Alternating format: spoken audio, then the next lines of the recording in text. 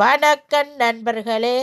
இன்றைக்கு என்னுடைய சேனலில் நான் உங்களுக்காக ஒரு குக்கிங் விலாக் தான் எடுத்திருக்கிறேன். வாங்க இந்த குக்கிங் எப்படி செய்தேன்னு சொல்லி பார்க்கலாம். என்னென்ன சமைச்சிருக்கிறேன்னு பாருங்கள். இறால் பிரியாணி, பருப்பு, கத்தரிக்காய் சட்னி, இறால் பொரியல், நாட்டுக்கோழி சிக்கன் குழம்பு, ஒயிட் ரைஸ்ன்னு சமைச்சிருக்கிறேன். இதெல்லாம் நான் எப்படி சமைச்சினான்னு சொல்லி வீடியோக்குள்ளே போகிறதுக்கு முன்னால் என்னுடைய சேனலை ஃபர்ஸ்ட் டைம் பார்க்குறீங்களா, அப்போ மறந்துடாமல் சப்ஸ்கிரைப் பண்ணிவிட்டு பக்கத்தில் இருக்கிற பெல் பட்டனையும் கிளிக் பண்ணிவிடுங்க. அப்போ தான் நான் போடுற வீடியோக்கள் எல்லாம் உங்களுக்கு உடனே நோட்டிஃபிகேஷனாக சேரும். அதுக்கு நான் எண்ணெய் விட்டுருக்கிறேன். நெய்யும் எண்ணெயும் விடுங்க, அப்போ தான் பிரியாணி டேஸ்ட்டாக இருக்கும். அதோட நான் ஒரு பிரியாணி இலி எடுத்திருக்கிறேன். அது ரெண்டாக பிரித்து போடுறேன். அதோட ஏலக்காய், கிராம்பு, பட்டை இவெல்லாம் தான் நான் பிரியாணிக்கு போட்டிருக்கிறேன். அது நல்லா பொரியட்டுக்கு இப்போ நாங்கள் கட் பண்ணி வச்சிருக்கிற வெங்காயத்தை போடுவேன். நான் வெங்காயம் போட்டிருக்கேன். அதுக்கு வெங்காயம் நல்லா வதங்குறதுக்கு கொஞ்சமாக கல்லுப்பு போட்டிருக்கிறேன். அதை சேர்த்து நல்லா இது கோல்டன் ப்ரௌன் வரும் வரை நல்லா மிக்ஸ் பண்ணி கொடுப்பேன். இது நல்லா வதங்கட்டுக்கும். வெங்காயம் நல்லா வதங்கினாத்தான் இந்த பிரியாணி டேஸ்டாக இருக்கும். இறால் பிரியாணி வெங்காயம், தக்காளி பழம் எல்லாம் நல்லா கரைஞ்சி வதங்க வேணும். அப்போ தான் இந்த பிரியாணிக்கு நல்ல ஒரு டேஸ்ட்டும் சுவையையும் கொடுக்கும். இதெல்லாம் இது வெங்காயம் நல்லா வதங்கட்டுக்கும். அதுக்கப்புறமா வீடியோவை தொடருவான். இப்போ பார்த்தீங்களா, வெங்காயம் நல்லா வதங்கி இருக்குது பாருங்கள், உங்களுக்கே தெரியுது. இதோட நான் எடுத்து வச்சுக்க புதினா, கொத்தமல்லியில் மற்றது இஞ்சி பூண்டு பேஸ்ட்டு எல்லாத்தையும் இதிலேயே போடுறேன். தக்காளி பழம் எல்லாத்தையும் ஒன்றா போட்டு நல்லா வதக்குவேன். இப்போ எல்லாம் போட்டு வதக்கிட்டேன். இதை ஒரு 5 நிமிஷம் அப்படியே மூடி வைப்பேன். தக்காளி பழம், வெங்காயம் எல்லாம் நல்லா கரைஞ்சிடும். இப்போ பார்த்தீங்களா, தக்காளி பழம், வெங்காயம் எல்லாம் சேர்ந்து நல்லா கரைஞ்சிட்டுது பாருங்கள். இதில் இப்போ நான் கொஞ்சமாக மஞ்சள் தூள், அதோட தயிர், மசாலாக்கள் எல்லாம் போட போகிறேன். மஞ்சள் தூள் போடுறேன். நான் ஆல்ரெடி இறால்லையும் மஞ்சள் தூள் போட்டு பிரட்டி வச்சுருக்கேன். அதால் கொஞ்சமாக மஞ்சள் தூள் போடுறேன். இதெல்லாம் மிக்ஸ் பண்ணி கொடுப்பேன். கையில் 2 ஸ்பூன் பிரியாணி மசாலா போடுறேன். கொஞ்சமாக உரைப்புக்காக மசாலா போடுறேன், சில்லி பவுடர் போட்டுட்டு இதை எல்லாத்தையும் நல்லா மிக்ஸ் பண்ணி கொடுப்பேன்.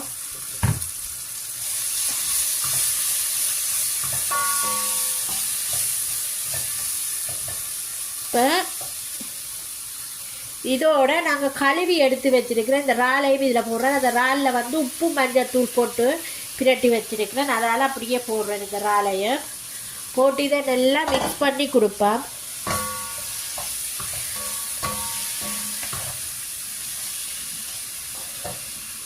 இப்போ இந்த பிரியாணிக்கு நான் 2 டேபிள் ஸ்பூன் தயிர் விடுறேன். தயிர் விட்டுட்டு இதை நல்லா மிக்ஸ் பண்ணி கொடுங்க. மிக்ஸ் பண்ணிவிட்டு ஒன்றுமே செய்யாமல் அப்படியே ஒரு 5 நிமிஷம் மூடி விடுங்க. இந்த இறால் இந்த மசாலாக்களோட சேர்ந்து நல்லா வெந்துடும். 5 நிமிஷம் மூடி வைப்பேன். இதை நல்லா மிக்ஸ் பண்ணி கொடுத்துட்டு இப்போ நான் இதை 5 நிமிஷம் மூடி வைக்க போகிறேன். சூப்பராக வரும் பாருங்க. ஒரு கொஞ்சமும் தண்ணி விடக்கூடாது. இந்த மசாலா இந்த தயிரிலேயே இந்த இறால் வெந்து வேணும். இப்போ தான் இந்த இறாலில் மசாலாக்கள் எல்லாம் நல்லா பிடிக்கும். 5 நிமிஷம் அப்படியே மூடி வைப்பேன். இப்போ பார்த்தீங்களா, இறால் நல்லா குக் ஆகிருக்குது பாருங்க. இதெல்லாம் தான் இதுக்குள்ளே தண்ணி விடக்கூடாது கொஞ்சமாக. இப்போ நான் இதில் எடுத்து வச்சுருக்கிறேன் இந்த தேங்காய் பாலை இதில் நான் விட போகிறேன். ஒரு 1/2 கப்பு தேங்காய் பால் எடுத்து வச்சுருக்கிறேன். நான் வேறு தண்ணி ஒன்றும் விடையில இந்த தேங்காய் பால் தான் விடுறேன் இந்த பிரியாணிக்கு. இப்போ ஏன்னு சொன்னால் நான் ஆல்ரெடி அரிசியை குக் பண்ணி எடுத்துட்டேன். இப்போ இப்படியே இறாலை நல்லா குக் ஆகின உடனே இதில் போட்டு தம் போட்டு செய்ய போகிறேன் பிரியாணி.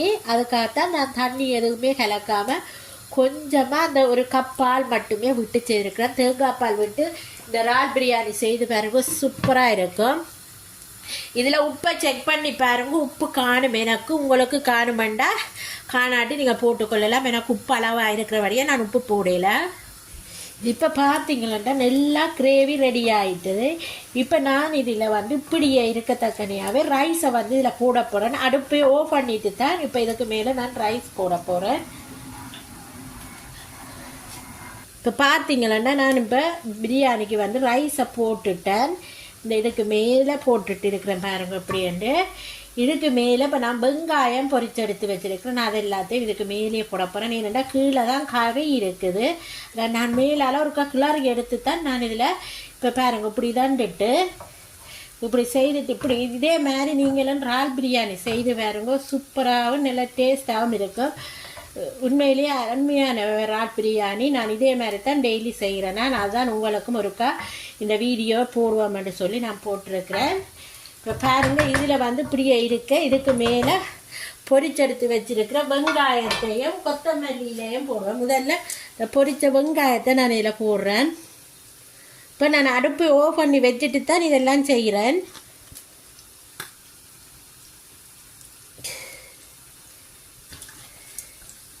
இதுக்கு மேலே அப்படியே கொத்தமல்லியிலையும் புதினாவையும் போடுறேன். இப்போ இதுக்கு மேலே நெய்யை விட்டுட்டு நாங்கள் இப்படியே தம் போட போகிறேன்.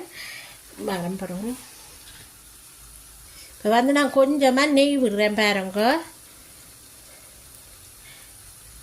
இப்போ வந்து கீழே தோசை தவா வச்சுருக்கிறேன். அதில் வந்து சூடேறிட்டுது. அதுக்கு மேலே தான் இப்போ நான் ரைஸை தூக்கி வச்சுருக்கிறேன். அப்போ சிம்மில் வச்சுட்டு தான் ரைஸ் வச்சுருக்கிறேன். இப்போ பாருங்கள் நெய்யெல்லாம் போட்டு தான் இதை மூடி இருக்குது. இது ஒரு 10 நிமிஷம் அப்படியே சிம்மில் விட்டுடுங்க. சூப்பரான ஒரு பிரியாணி ரெடி ஆகிடும். இப்போ பிரியாணி ரெடி ஆகினதுக்கு பிறகு நான் உங்களுக்கு காட்டுறேன். இப்போ பாருங்கள் நான் ஓப்பன் பண்ண போகிறேன். 10 நிமிஷம் ஆகிட்டுது. பிரியாணி எப்படி இருக்குன்னு சொல்லி பார்ப்போம். பாருங்க நல்ல உதிரிப்பூ மாதிரி வந்திருக்கு பாருங்க. ஸோ ஒன்றோடு ஒன்று ஒட்டாமல் இப்படி வந்திருக்குன்னு சொல்லி சூப்பராக வந்திருக்கு இந்த இறால் பிரியாணி. அடுத்ததாக நான் வந்தப்போ உங்களுக்கு நாட்டுக்கோழி குழம்பு வைக்க போகிறேன். இதுக்கு காம்பினேஷனாக நாட்டுக்கோழி குழம்பு வெள்ளை சாதம் எல்லாம் எப்படி செய்கிறேன்னு சொல்லி தொடர்ந்து வீடியோ பார்ப்பேன். சர்வ் அன்னைக்குலாம் காட்டுறேன் பிரியாணி எப்படி இருக்குன்னு சொல்லி. பார்த்தீங்களா எப்படி வந்திருக்குண்டு. மண்சட்டியில் தான் இன்றைக்கு நாட்டுக்கோழி குழம்பு வைக்க போகிறேன். அதுக்கு வந்து சட்டி வச்சு எண்ணெய் சூடேறிட்டுது. இப்போ பட்டை வகை போட்டிருக்கிறேன். இப்போ வந்து பட்டை வகை நல்லா பொரிஞ்சிட்டுது. இப்போ 1 கப்பு வெங்காயம், இது வந்து 2 பெரிய வெங்காயம் கட் பண்ணி வச்சுருக்கிறேன் 1 கிலோ நாட்டுக்கோழிக்கு. இப்போ இது நல்லா வதங்கட்டுக்கும். இதில் கொஞ்சமாக நான் இப்போ கல்லுப்பு போட போகிறேன் இந்த வெங்காயம் வதங்குறதுக்காக. கொஞ்சம் மண்சட்டியில் வதங்குறது கொஞ்சம் லேட் ஆகும், டைம் எடுக்கும் மண்சட்டியில் சமைக்கிறதுக்கு. இப்போ நான் கொஞ்சமாக கல்லுப்பு போடுறேன்.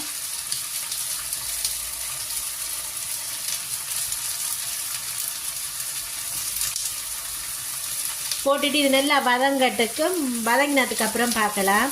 இப்போ வெங்காயத்துக்கு வதங்கிட்டுது. இப்போ தக்காளி பழம் போடுறேன். தக்காளி பழம் போட்டதுக்கப்புறம் மஞ்சத்தூள் 1 ஸ்பூன் போடுங்க.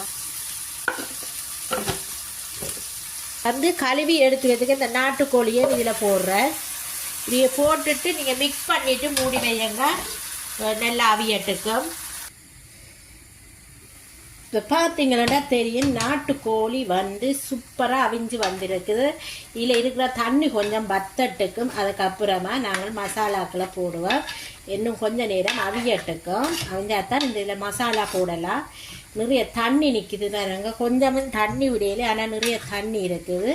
இந்த தண்ணி எல்லாம் வத்தட்டுக்கும். கொஞ்சம் மூடி வைப்பேன். இப்போ வந்து சிக்கன் எல்லாம் அவிஞ்சிட்டு தண்ணியும் வத்திட்டுது. நான் இதில் வந்து யாழ்ப்பாணத்து கறி பவுடர் போடுறேன். இது வந்து 2 டேபிள் ஸ்பூன் போட்டால் காணும்.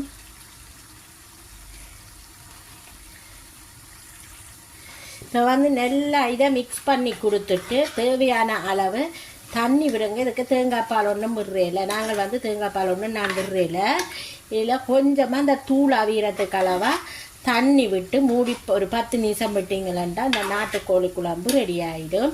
என்னுடைய வீடியோவை ஃபர்ஸ்ட் டைம் பார்க்குற நீங்களாக இருந்தால் மறந்துடாமல் சப்ஸ்கிரைப் பண்ணிவிட்டு பக்கத்தில் இருக்கிற பெல் பட்டனையும் கிளிக் பண்ணிவிட்டு பாருங்கள். அப்போ தான் நான் போடுற வீடியோக்கள் எல்லாம் உங்களுக்கு உடனே நோட்டிஃபிகேஷனாக வந்து சேரும். இப்போ பாருங்கள் நான் இதெல்லாம் நல்லா மிக்ஸ் பண்ணிட்டேன். இப்போ இதுக்கு வந்து நான் தேவையான அளவு தண்ணி விட்டு ஒரு 10 நிமிஷம் விட்டு வைக்கினேன்டா நாட்டுக்கோழி குழம்பு ரெடி ஆகிடும்.